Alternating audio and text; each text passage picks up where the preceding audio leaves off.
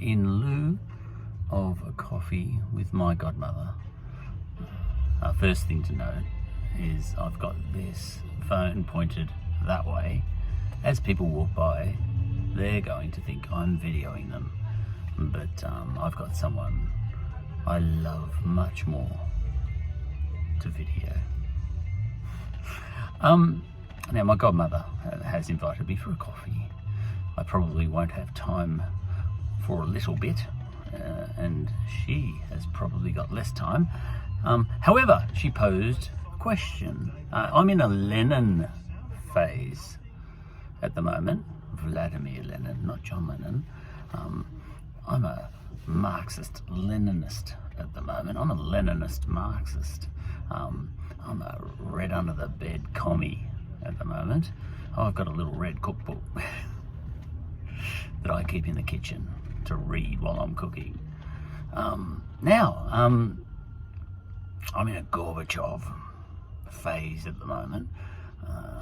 That's how commie I am. So I'm getting into all of this stuff.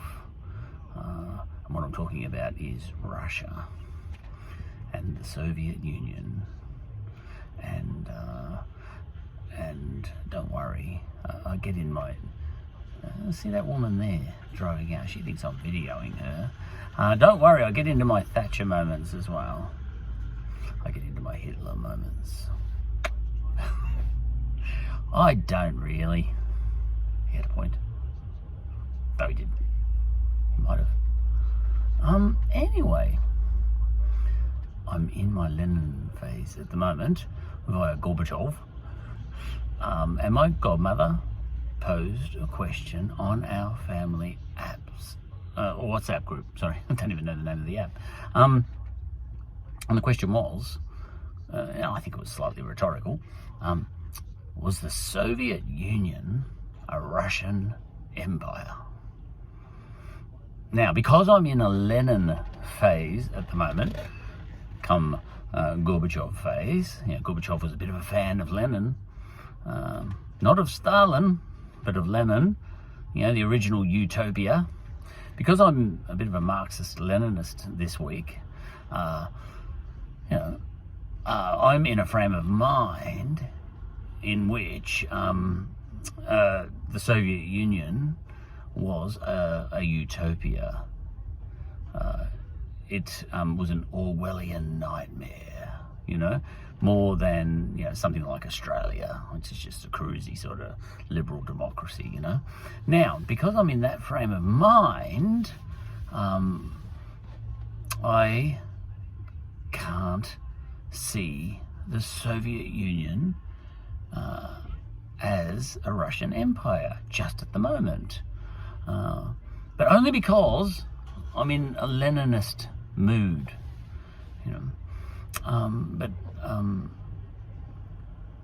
but my godmother asked, posed a question: was it really a Russian empire anyway? Despite your current brainwashing. She didn't put it that way. I'm making some of this stuff up, but she did ask the question: was the Soviet Union in fact a Russian empire, even though at different points in time during the Soviet Union it saw itself, or its leadership did anyway, as no, not a Russian empire, a utopia, the way all humanity should be.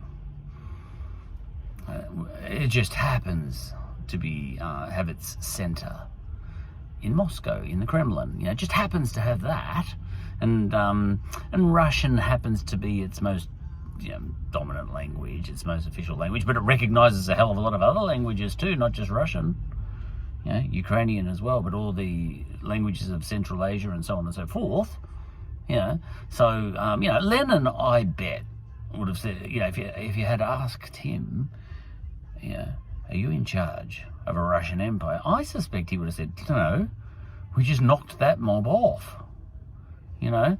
That was the whole idea of the revolution, was to kill the Russian empire. Don't call us a Russian empire. We overthrew Tsar Nicholas II. We're not a Russian empire. That was That bad stuff that went on recently, that was a Russian Empire. We're not a Russian Empire.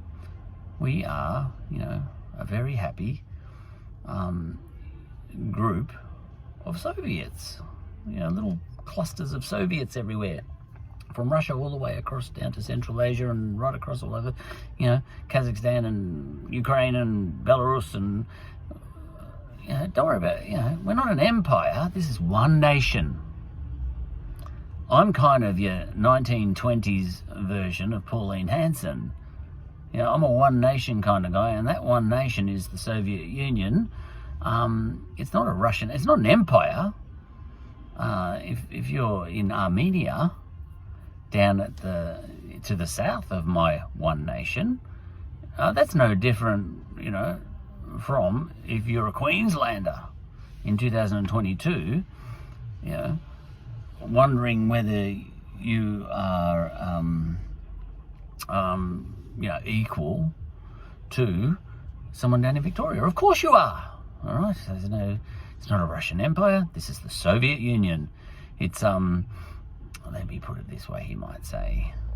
When you English got to Australia and you were looking at the Indigenous Australians, but you couldn't understand them, it's because they had a completely different paradigm, that's the modern word, than one that you could even comprehend, You said things like Indigenous Australians do not have a religion. That was a matter of fact in your mind. But what was it they did? But there's blokes walking past. I'm videoing you. No, I'm not. Now, here's the thing. The Indigenous Australians had a complex culture with all sorts of, and origin stories and mythologies and what you might call religion, and all that sort of stuff. And they had connection with the land that you just couldn't see. So you looked at Australia and said, these guys that are here, these Aborigines, they have no contact with their land. They've got no connection with their land. They keep just cruising along and moving along. Like this block of land here, no one seems to be claiming it. Okay, it's owned by nobody. Because, I actually asked that Aborigine guy, do you own that piece of land? He said, no, I just walk on it. So, and yet that guy did have a connection with, it's not the fact that he answered the question wrong, it's the fact that the question was wrong. Douglas Adams style. So, this is in lieu of a coffee with my godmother, all of this. A commie and a fascist having a coffee together. Just joking. Now, here's the thing. Lenin would say to me, all right, you're calling us a Russian Empire. Is that because you're trying to sort of bash us into a box, into a construction that you can comprehend simply because you can't understand my utopia?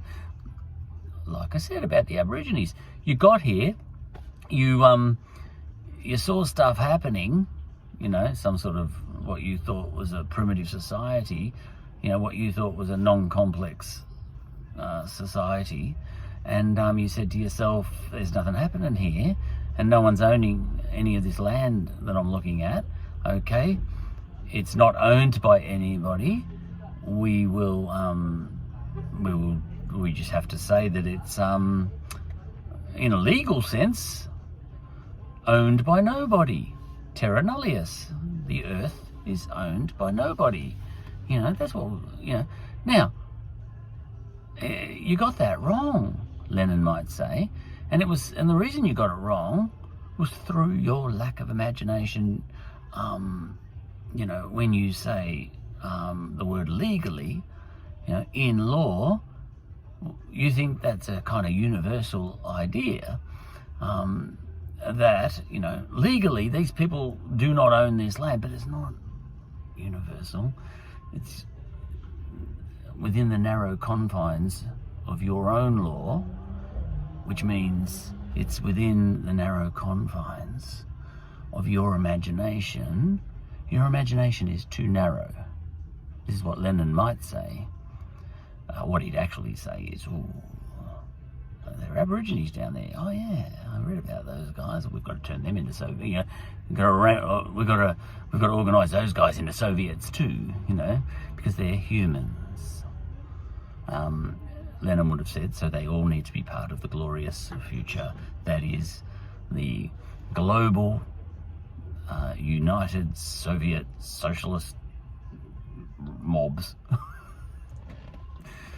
GUSSMs. You know, not very catchy. USSR sounds better. All right. So Lenin might say that, and he says, "You know what you did with those Aborigines there? You're doing that with me." That's what he might say. He might say this. He may be wrong. I haven't ditched my godmother's idea here yet. That, you know, well, I haven't ditched her question. I'm just saying what Lenin would say. I haven't ditched my godmother's question. Was the Soviet Union, in fact, actually a Russian empire? I haven't ditched that question. I'm just saying how I think Lenin, not John Lennon, might have responded. He might have said something like that. You know, your lack of imagination held you back from being even able to see what was going on with the Indigenous Australians.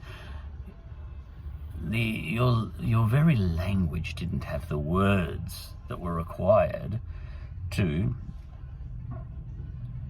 describe what you were looking at. Your language was too narrow. Your imagination was too narrow. Your laws were too narrow. You were too narrow. Even though you're pretty fat.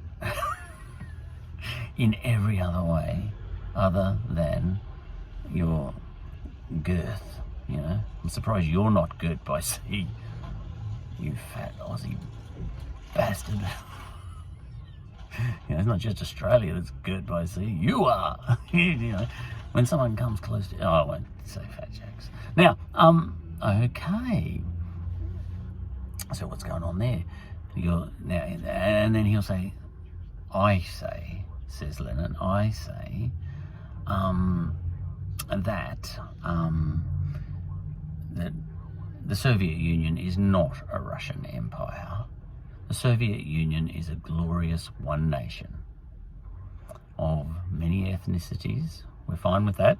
Many zones, you know, many groups, but the Russian ethnicity is not above the Uzbekistani ethnicity, or the Azeri ethnicity, or the Ukrainian ethnicity, or the Belarusian ethnicity, or all of the other ones, you know, Kazakhstanis and Tajikistanis, and I heard another one, the Tatars.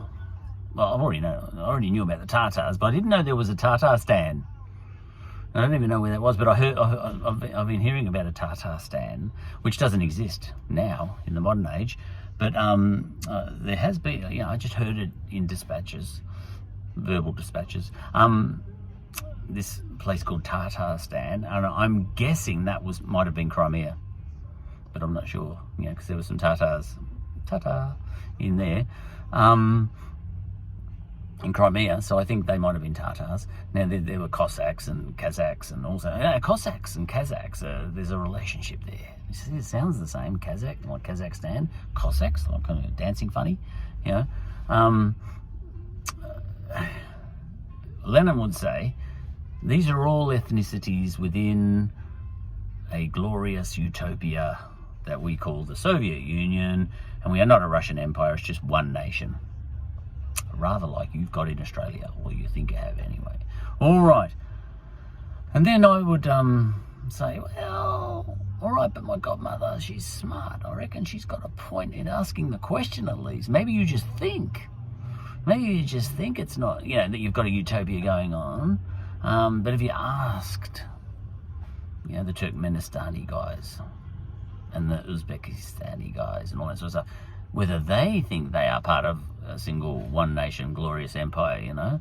A little bit like, I'll use your example against you, a little bit like Indigenous Australians, you know, some of them don't think they are actually in a glorious one nation, even, you know, regardless of how much I might say they are.